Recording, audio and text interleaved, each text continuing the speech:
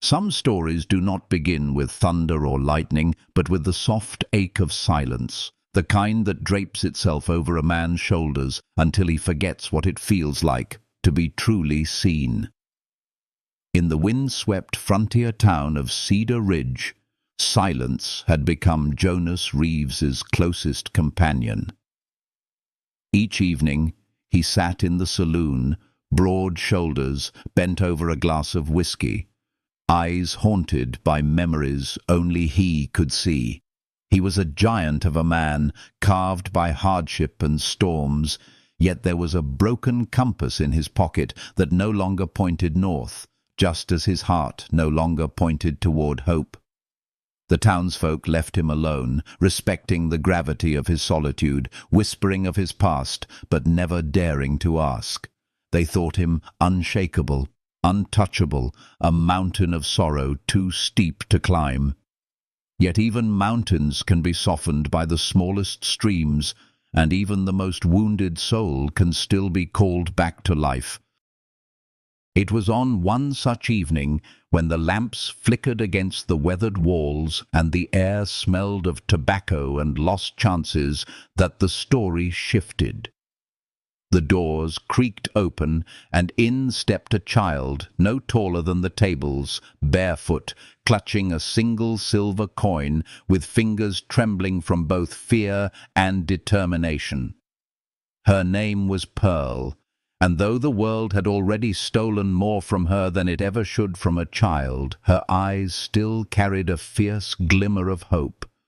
That glimmer, fragile yet luminous, cut straight through the armor Jonas had worn for 7 lonely years.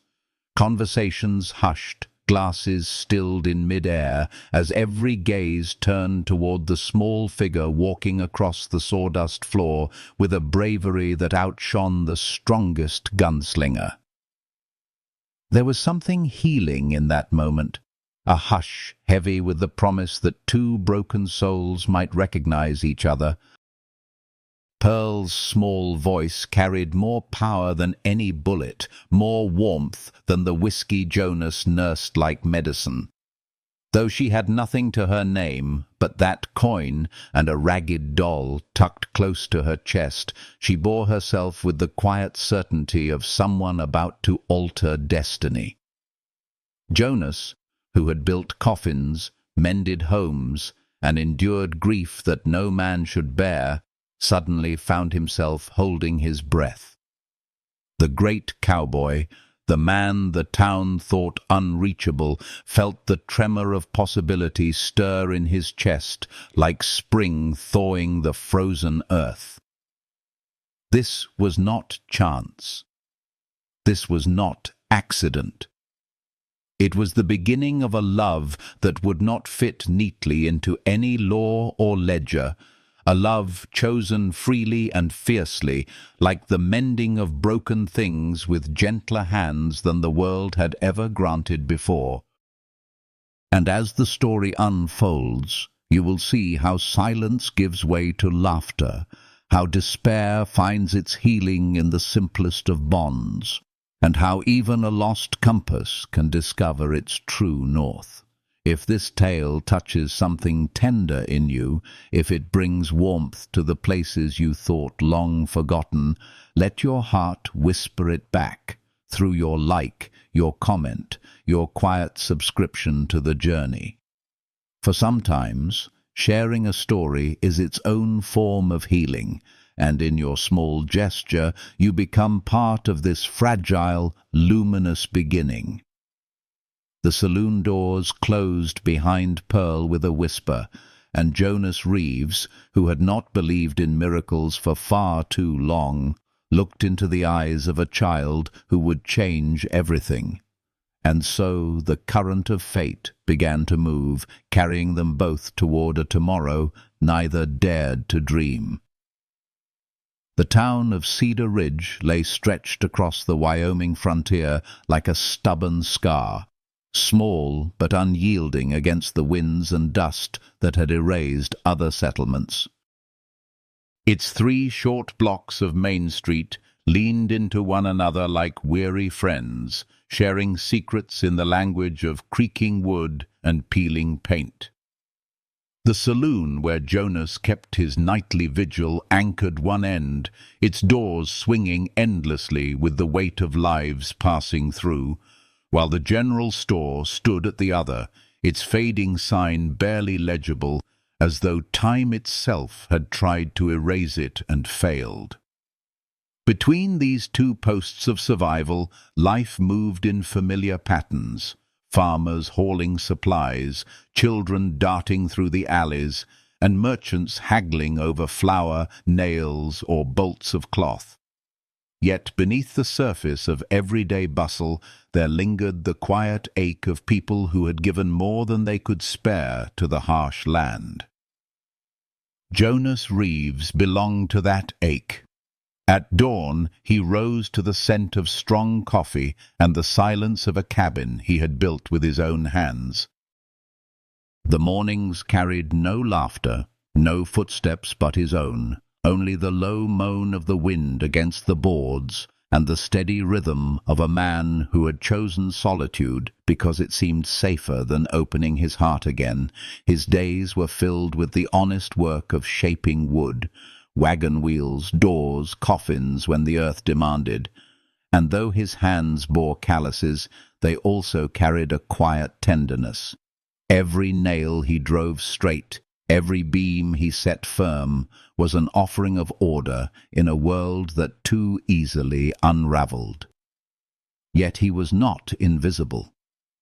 The people of Cedar Ridge knew Jonas by the weight of his silence, by the pale blue eyes that seemed to look past them as though searching for something no one else could see. They respected his craft, but they also whispered of his solitude, of the compass he kept in his vest pocket that spun without direction, a mirror to a man who no longer believed in his own way home. Still, there were glimpses, how he stepped aside so women could pass, how he paid his debts on time, how his broad frame bent with unexpected gentleness when he helped the elderly Henderson load supplies into a wagon. These glimpses, fleeting but real, hinted at the man beneath the sorrow, a man whose heart had not entirely forgotten how to be kind. And Pearl, the small girl who had dared to approach him, had seen it. Even before that night in the saloon, her wide eyes had followed him from the shadow of the boarding-house window, observing the way his hands shaped wood as though coaxing life into it, noticing the subtle reverence with which he touched the broken compass, the same reverence with which she held her ragged doll stitched from scraps. In her young heart, still trembling from loss, she recognized something that felt both foreign and familiar, a man wounded, but not yet beyond healing. Her life in Cedar Ridge had been one of survival, not belonging. The room she slept in smelled of soap and loneliness. Her dress was patched until the patches had their own patches, and her meals were whatever scraps remained after others had eaten their fill.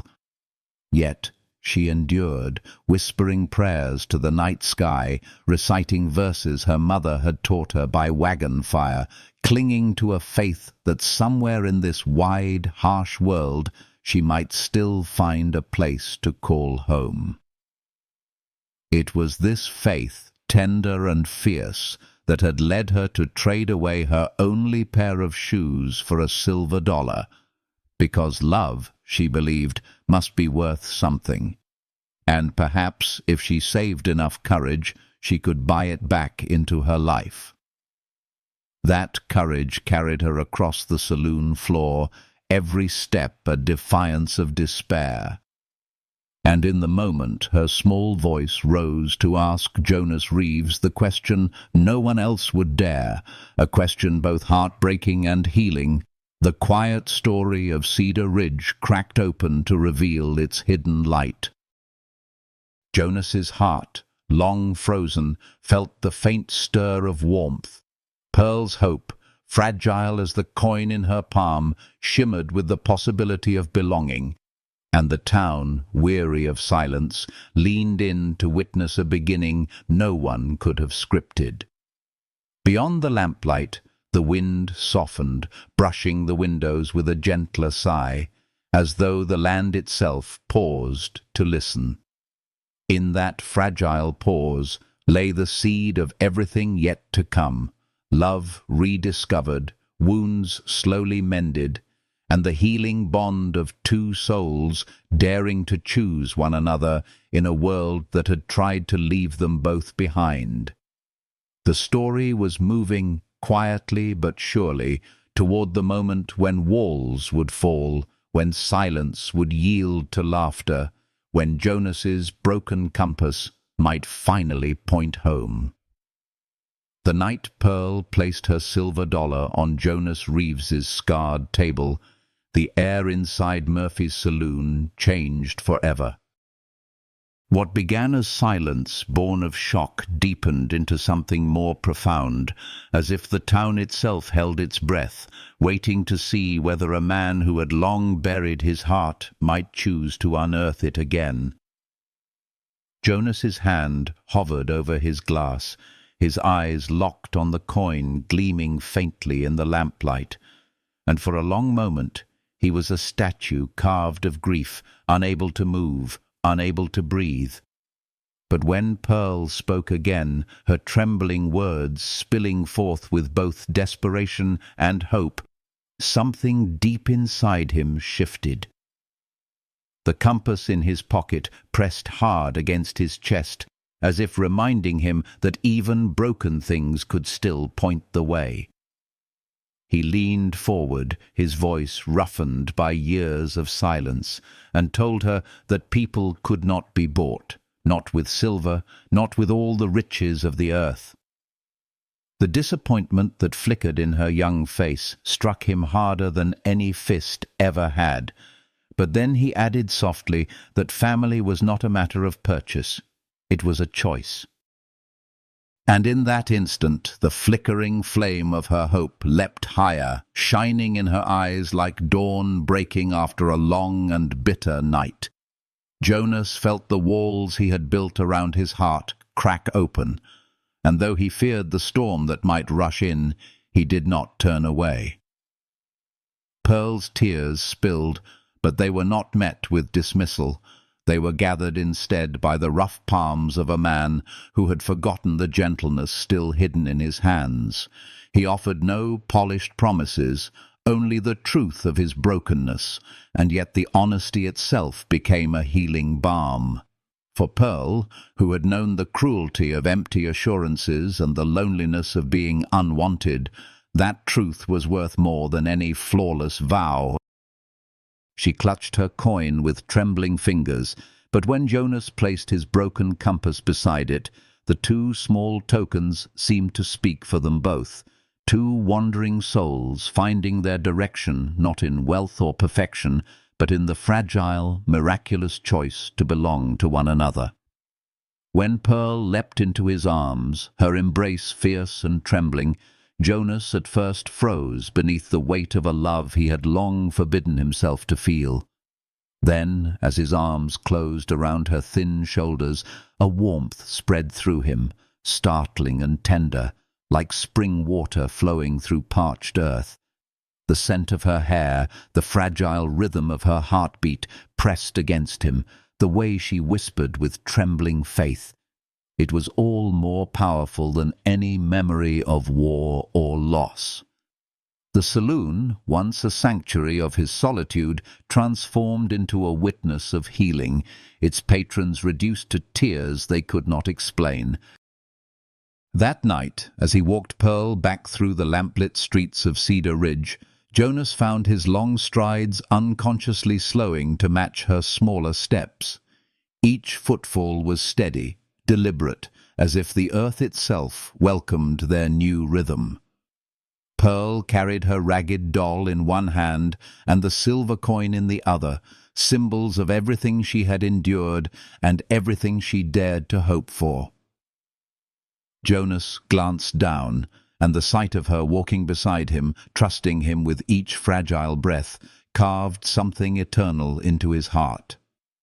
For the first time in years, he did not feel like a ghost haunting the edges of life. He felt like a man walking toward a home he had not believed still existed.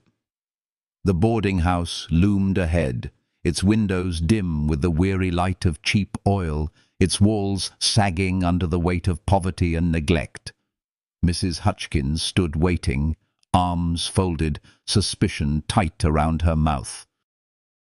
Pearl hesitated, her small shoulders tensing as though bracing for rebuke. Jonas's protective instinct rose, fierce and immovable, and with a calm authority he had not summoned in years, he told Mrs. Hutchkins that Pearl had not been a burden, but a blessing. His voice carried the quiet power of truth, and though the woman's eyes narrowed, she did not resist when Pearl tugged Jonas's hand and asked him to see her room. Inside, Jonas saw the reality of the child's existence, the sagging cot, the cracked window where cold air slipped through, the thin blanket patched more times than whole. His jaw tightened, not with judgment of her resilience, but with anger at the world that had left her to call such a place home. Yet Pearl's voice carried no complaint, only gratitude for the smallest mercies, her words soft but steady as she explained how she stuffed cloth in the window when the wind grew cruel. Jonas opened his tool pouch, the one constant companion of his days, and knelt to repair the frame. As he worked, Pearl spoke of her mother, of wildflowers gathered by wagon trails, of lullabies sung beneath the stars, of lessons whispered about kindness and courage. Her stories fell like threads, weaving a tapestry of memory that softened the air in that small, cold room. Jonas listened, his hands steady, shaping wood and sealing gaps, but in truth he was mending more than glass and timber. He was stitching himself back into the fabric of life. Each word from Pearl was a stitch of healing, each laugh a balm on wounds long left untended. When at last he stood, the window whole, he turned and saw her eyes glistening, not with sorrow, but with wonder, as if he had performed magic rather than carpentry.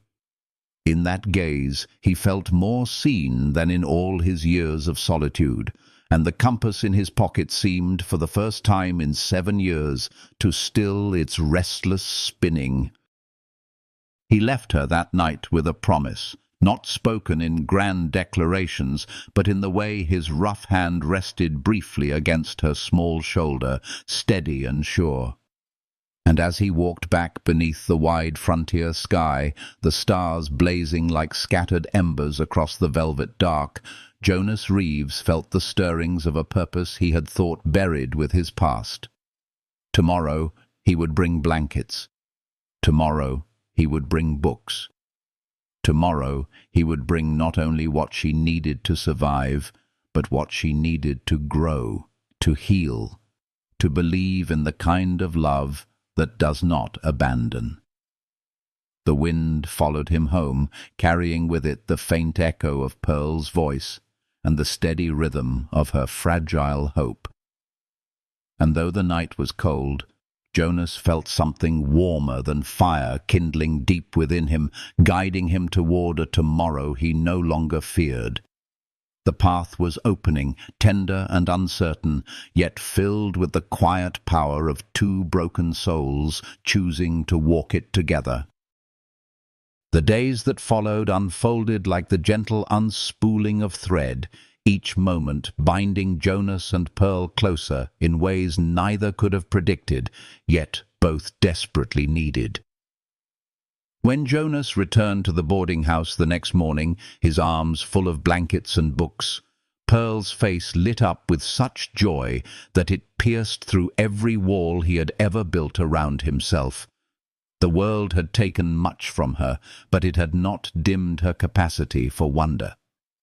That wonder reached into the deepest cracks of his soul and filled them with something softer than memory, something alive, something healing. He showed her how to measure wood, her tiny hands clumsy but determined as she echoed his steady movements. "Measure twice, cut once," she repeated, her voice carrying the solemnity of prayer. He had spoken those words countless times to himself, but in her mouth they became sacred, a mantra not only about carpentry, but about life, about care, about choosing to build carefully rather than break hastily. Jonas watched her brow furrow with focus, saw her laugh at her own mistakes, and realized that teaching her was not a burden, but a gift, one he had long been starving for without knowing it. Pearl's questions tumbled endlessly. Why some wood bent under weight while other pieces held strong. How the stars could be read for direction when compasses failed. What made one tool sharper than another. Jonas answered each with patience, and in the process discovered a new part of himself. The father he might have been, the man who could still nurture rather than only endure. Her hunger to learn was not only for knowledge, but for assurance, and he gave both freely, his words weaving comfort as surely as his hands shaped timber. Evenings became their sanctuary.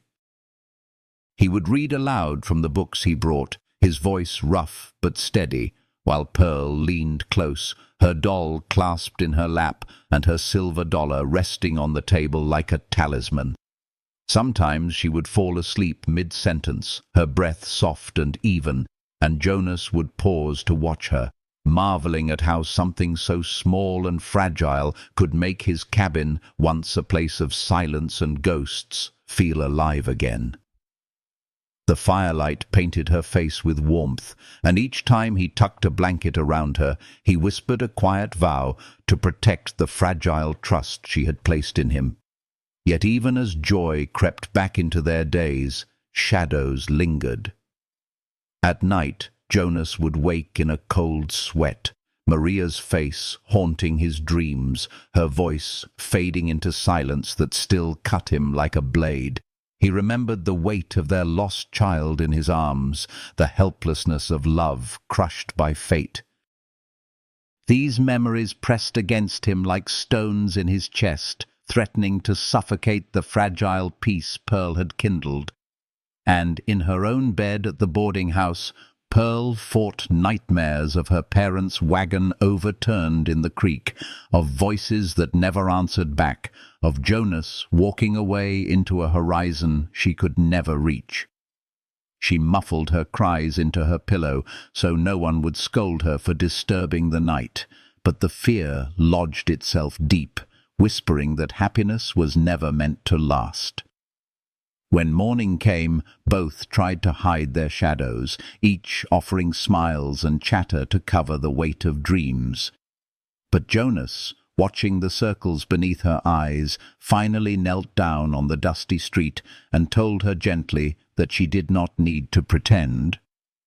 And Pearl, gazing at him with the wisdom born of too much loss, asked if he ever had bad dreams too.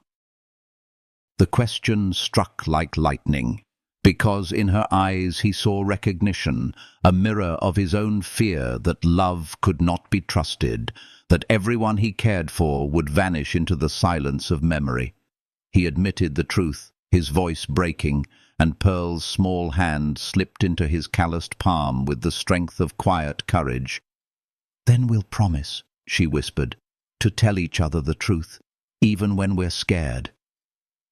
It was such a simple vow, spoken in the dusty street as the wind tugged at their clothes. Yet Jonas felt the ground steady beneath him in a way it had not in years. The healing began not in grand gestures, but in this fragile, sacred promise, that neither would turn away, not from fear, not from sorrow, not from love. The promise held through the nights that followed, when nightmares came but were met with whispered words instead of silence.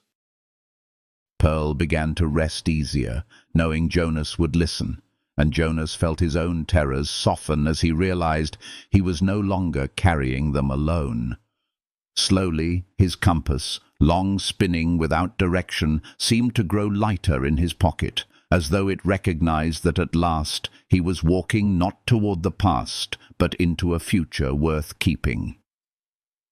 2 weeks later, Jonas rode 3 days to Cheyenne and stood in the courthouse with his hat in his hands, his voice steady as he asked about adoption. The clerk's questions felt like stones piling up. Income, references, military past, the scars of war. But Jonas did not falter. For the first time since Maria's death, he was not fighting for himself. He was fighting for Pearl, for the fragile light she carried, for the healing they had begun together. The road would be long, the requirements heavy, but as he rode back through the wide frontier sky, he felt no despair.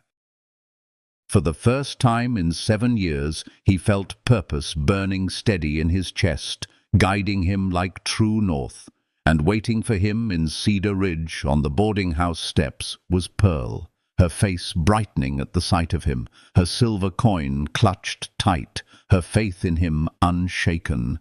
Jonas knew then that no matter how difficult the path ahead, they would walk it side by side, carrying both their brokenness and their healing, bound by the simple, powerful choice to belong to one another.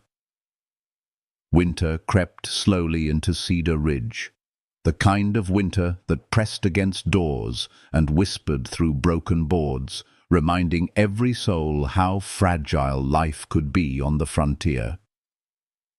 Jonas Reeves felt the cold more sharply than ever that year, not because the wind bit harder, but because he knew a child was sleeping each night in a damp room unfit for her tender bones.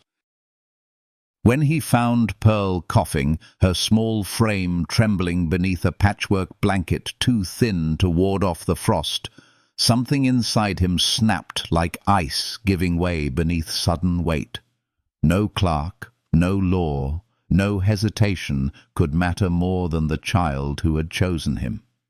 He lifted her gently into his arms, and though fever burned through her skin, she leaned into his chest with trust that melted the frozen marrow of his heart. That evening he carried her across the snow to his cabin, where the hearth glowed and the scent of pine-wood smoke filled the air with warmth. He laid her in the bed he had prepared, thick with new blankets, curtains drawn against the night, every detail made ready as if his entire life had led to this moment of sheltering her. Doc Patterson came with his bag of medicines, his lined face grave but approving as he nodded at Jonas's decision. "She'll heal here," the doctor murmured, and Jonas felt relief settle into him like healing itself, the kind of relief that brought tears he would not shed in front of anyone but the fire. In the days that followed, his cabin transformed into a sanctuary of care. He read to her between spoonfuls of broth, her lashes fluttering against pale cheeks, her doll clasped tightly in her arms. Sometimes she dozed while he hummed low, wordless tunes he had not realized still lived in his throat. Other times, when fever dreams haunted her, she reached for him in the dark, and his presence, steady as the mountains outside, banished shadows with nothing more than the weight of his hand around hers. And slowly, like the slow thaw of snow under spring sun, color returned to her cheeks, her cough softened, her voice grew steady once more. Word spread quickly through Cedar Ridge that Pearl was living with Jonas now. Some raised brows at the sight of the solitary carpenter with a child in his home, but most offered kindness. Mavis brought warm stew and laughter that lifted the cabin walls. Sheriff Brennan tipped his hat and nodded with quiet approval. Even the preacher, in his monthly sermon, spoke gently of chosen family and the grace of offering shelter to the vulnerable. And Jonas, who had spent 7 years keeping the world at arm's length, found himself surrounded by neighbors who, in their small acts of generosity, reminded him that healing was never meant to be carried alone. Pearl thrived in the safety of his home. Her laughter returned, ringing through the cabin like church bells on a clear morning. She asked for stories, and Jonas told her of the stars, of trees that grew stronger by bending in the wind, of his father teaching him carpentry with patience that had once seemed ordinary but now felt like holy wisdom. She soaked in each word, holding them as treasures alongside her silver dollar, as if they were proof that belonging was not only possible, but already hers. Yet, in the quiet of night, Jonas still wrestled with ghosts. He sat at his table long after Pearl had fallen asleep, Maria's wedding ring resting heavy in his palm, his father's compass spinning aimlessly beside it. He feared what the law might decide, feared that the adoption papers waiting in Cheyenne could become walls instead of doors. He feared his past, blood spilled in war, promises broken by death, might rise to steal from him again. But each time fear pressed close, he heard the sound of Pearl's breathing in the next room, steady and soft, and it steadied him too. Her presence reminded him that even broken men could be remade, not by forgetting their wounds, but by learning to build something strong enough to carry them. When Pearl grew stronger, she began to help him in the workshop. Her small fingers traced the grain of wood as if it held secrets, her eyes wide with the wonder of shaping raw pieces into something useful, something beautiful. Jonas showed her how to sand gently, how to respect the nature of each timber, how to find balance between strength and fragility. "Broken things can still be made whole," she said one morning, echoing her mother's words without knowing how deeply they pierced him. And Jonas, watching her smile with sawdust in her hair, realized that she was not simply repeating wisdom. She was living it, carrying it into the marrow of her days, teaching him in return. One evening, as they shared supper, Pearl looked up with eyes brighter than the lamplight and whispered, "Papa Jonas." The name slipped from her lips as if it had been waiting there all along, waiting for courage to take shape in sound. Jonas froze, the knife halfway to his plate, and then felt a rush of warmth so fierce it stole his breath. He swallowed hard, nodded once, and managed only, "Yes, Pearl." But inside, a prayer he had not prayed in years rose like fire. Gratitude, aching and fierce, for the chance to be chosen not by law, not by blood, but by love. And so the cabin that had once been nothing more than shelter grew into a home. The snow fell heavier outside, the nights stretched long and cold, but within those 4 wooden walls, warmth deepened with every shared story, every repaired toy, every promise spoken in silence. Jonas Reeves had begun to believe in tomorrow again, not as a day to survive, but as a gift to be cherished. And Pearl, who had walked into his life barefoot with a coin in her hand and hope in her eyes, was teaching him that even the most wounded souls could heal when they dared to choose love. But healing, as Jonas knew, was never without trials. The world, vast and relentless, would soon test the fragile peace they had built together, and shadows darker than winter clouds would gather on the horizon. Yet as he tucked Pearl into her bed that night, listening to her soft prayers whispered to the doll she called Hope, Jonas felt certain of one truth. Whatever storms came, they would face them not as 2 broken souls adrift, but as a family bound by choice, by courage, and by a love strong enough to endure. The first hard frost of October crept across Cedar Ridge like a quiet warning, etching the windows with silver lace and filling the night air with a sharpness that stirred old ghosts from their slumber. Jonas Reeves woke in darkness, his body slick with sweat, the echo of Maria's voice still trembling in his ears. In his dream she had been smiling, her hands resting on the curve of her swollen belly, the promise of their unborn child radiant in her face, until the smile collapsed into blood and silence, and Jonas's arms were left empty once again. He sat at the edge of his bed with his head in his hands, the weight of the gold ring he kept hidden pressing into his palm like an accusation. For years he had carried the memory of his wife and child as both a blessing and a wound, but Pearl's presence had cracked the walls he'd built around that grief. Now the dreams returned, raw and merciless, reminding him of everything he had failed to protect. Across town, Pearl battled her own shadows.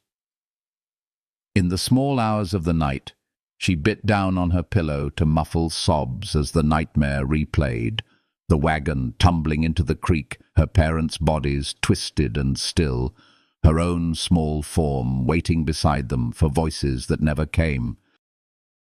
But worse than reliving their deaths was the dream that followed. Jonas turning his back, his broad shoulders vanishing into the distance, while she cried out, unable to make him stay. She clutched her ragged doll so tightly the button eyes left marks on her skin, whispering prayers in the dark that he would not leave, that promises might mean something this time. Yet morning always came, and with it the careful mask of cheer she wore so no one would think her too heavy a burden. Jonas noticed the shadows beneath her eyes, the way she held herself smaller than usual, and his chest tightened with a familiar ache. One morning, unable to bear the silence between them, he stopped in the middle of the dusty street and knelt before her, his large hands steady on her shoulders. "You don't have to pretend with me," he said softly, the words heavy with truth. Pearl's eyes lifted to his, far too wise for her 7 tender years.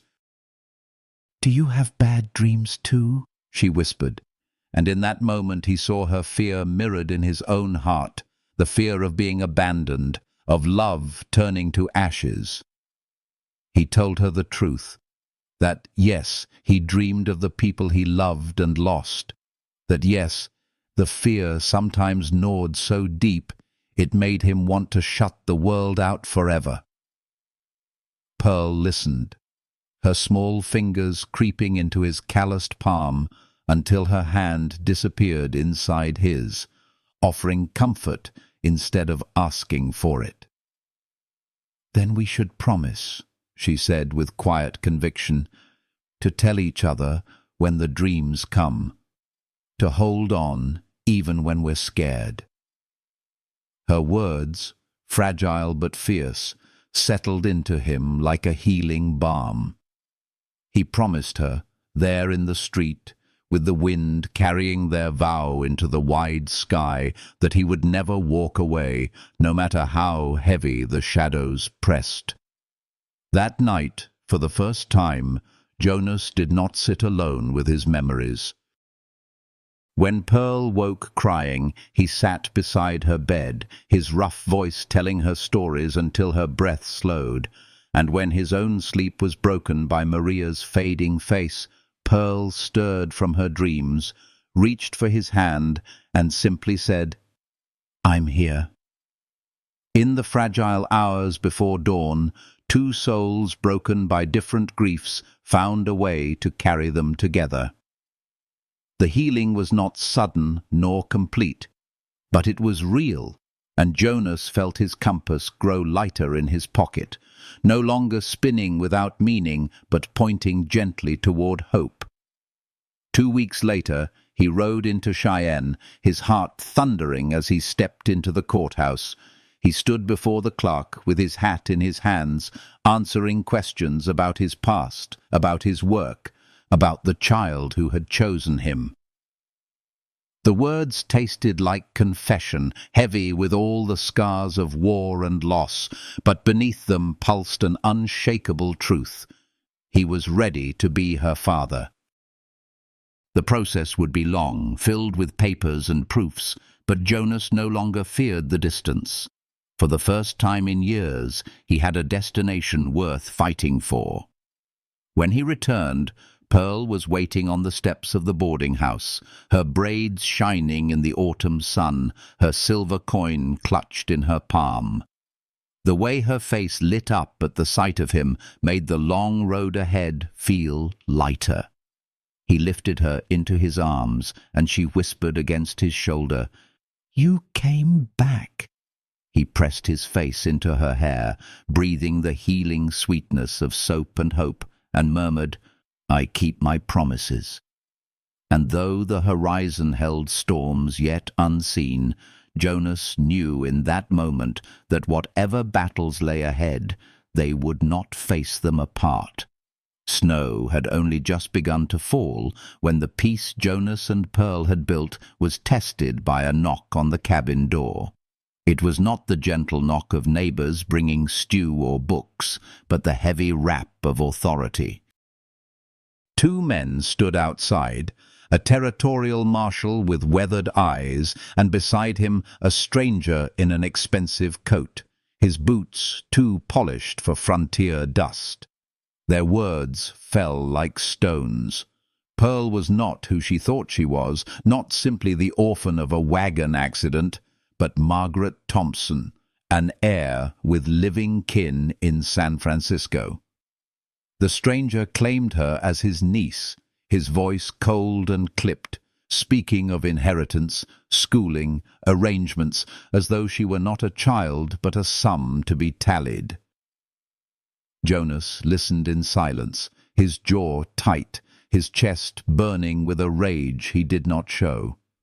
Inside, Pearl stirred stew on the stove, humming softly, unaware that the ground beneath her small feet was shifting once again. When the marshal handed Jonas the summons, 3 days to surrender the girl to her so-called guardian, the paper felt heavier than any weapon he had ever carried. He had seen death, he had survived war, but nothing had prepared him for the thought of losing her. The law might have claimed its authority, but Jonas knew better.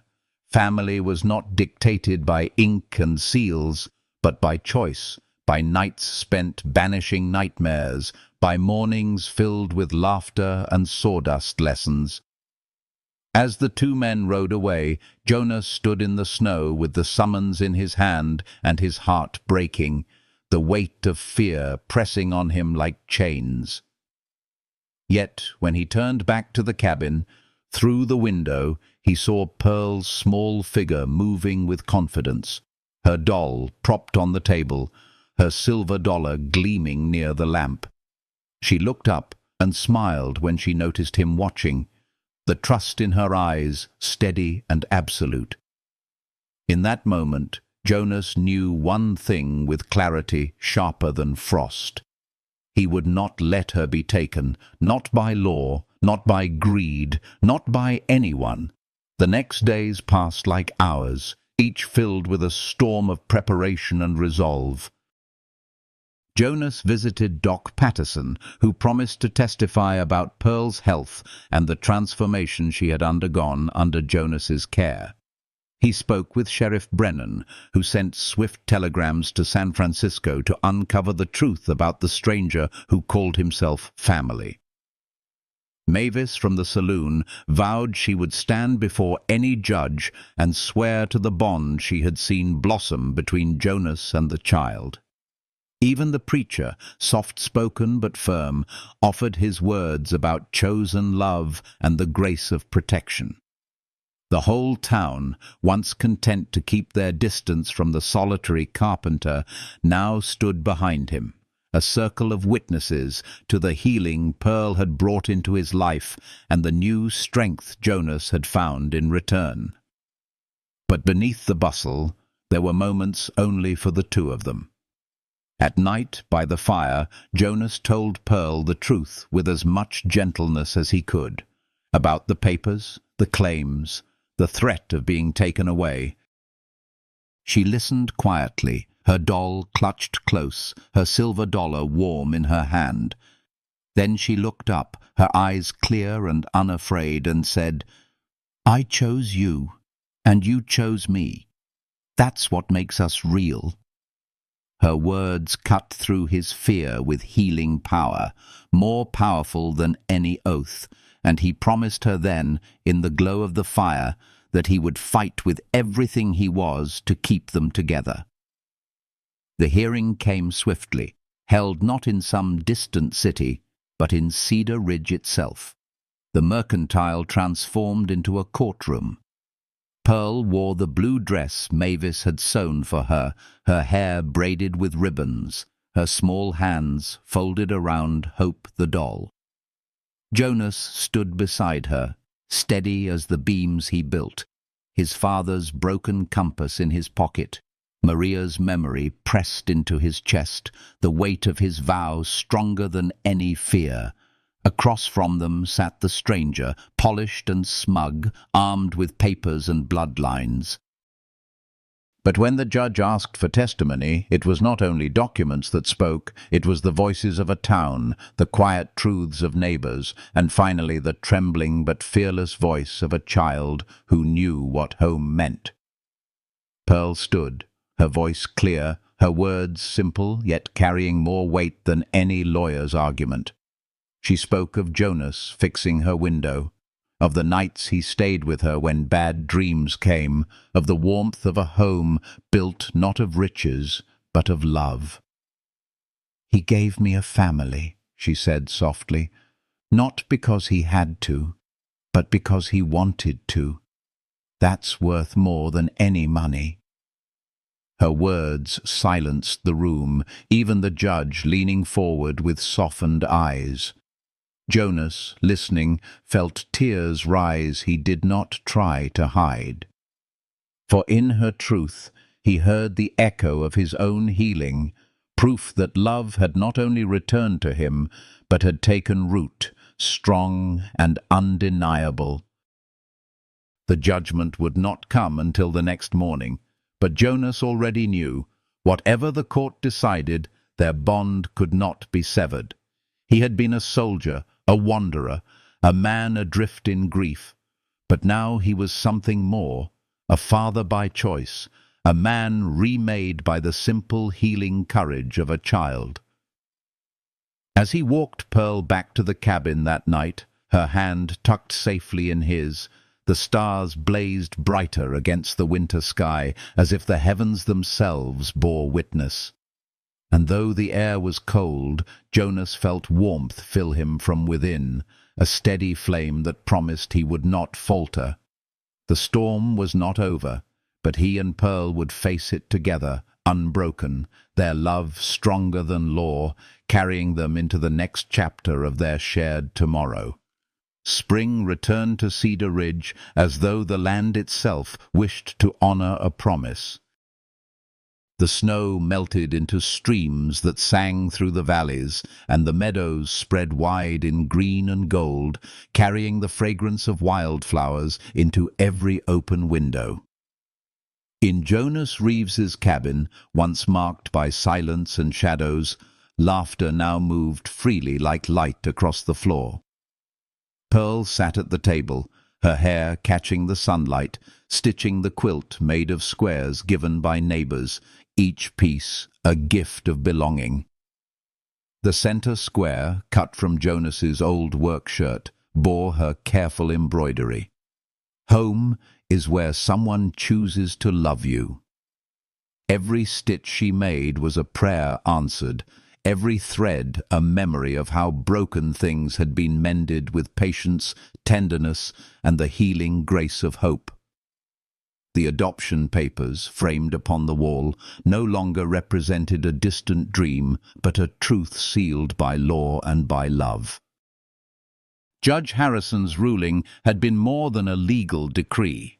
It was a recognition of what the whole town had already seen, that Pearl and Jonas were bound by something no inheritance could weigh, no stranger could sever.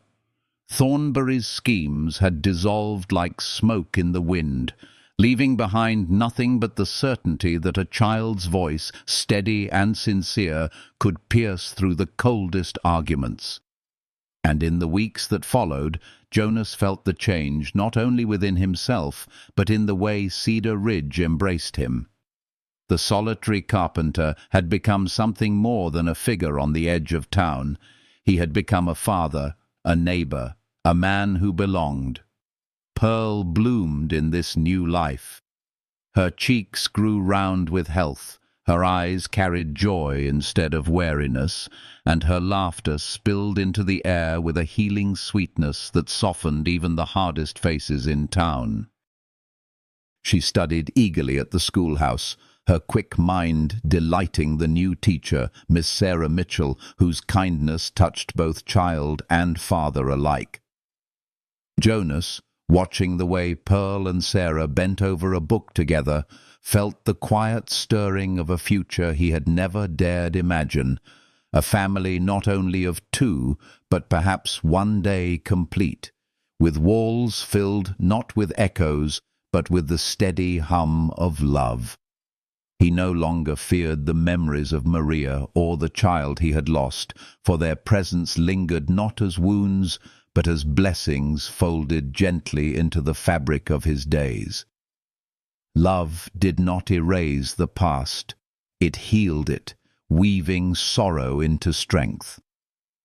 On quiet evenings, Jonas and Pearl still sat by the fire, her doll Hope perched nearby, her silver dollar resting on the mantel like a relic of faith rewarded. They read aloud, sometimes pausing for questions, sometimes simply enjoying the comfort of each other's presence. And in the stillness that followed, Jonas would look at her and marvel at how a barefoot girl with nothing but courage had walked into his life and given him back his heart. She had asked if she could buy him, but what she had truly done was redeem him, not with silver, but with love. One night, as the stars burned above the wide Wyoming sky, Pearl whispered, "Papa Jonas, do you think we'll always have this?" He drew her close, his arm wrapping around her small shoulders, and answered with a certainty that came from the marrow of his bones. "Yes, little one, because this isn't something that can be taken away. It's something we've built together, and it will last as long as love itself lasts." She smiled, resting her head against him, and drifted to sleep with the peace of a child who finally knew she was safe. Jonas watched her with a heart too full for words, understanding that he had found not just his true north, but his true home. The story of Jonas and Pearl was not one of perfect people, but of broken souls choosing to be whole together. It was proof that healing does not arrive in thunder or spectacle, but in the quiet courage of a child who dares to ask for love, and the willingness of a man who dares to answer. In their bond lived the reminder that family is not bound by blood, but by the steadfast decision to stay, to nurture, to protect, to love. And in that truth lay the deepest kind of healing, the kind that turns loss into belonging and sorrow into a hymn of gratitude. If this tale has touched something gentle in your heart, if it has reminded you of the healing power of love and the beauty of choosing family, I invite you to share that warmth. Leave a comment, press like, and subscribe to continue walking with these stories. In doing so, you carry the light forward, helping others find the comfort, the hope, and the healing hidden in words. And perhaps, just as Pearl once believed with her silver dollar, your simple act of faith may be the small spark that helps someone else find their way home.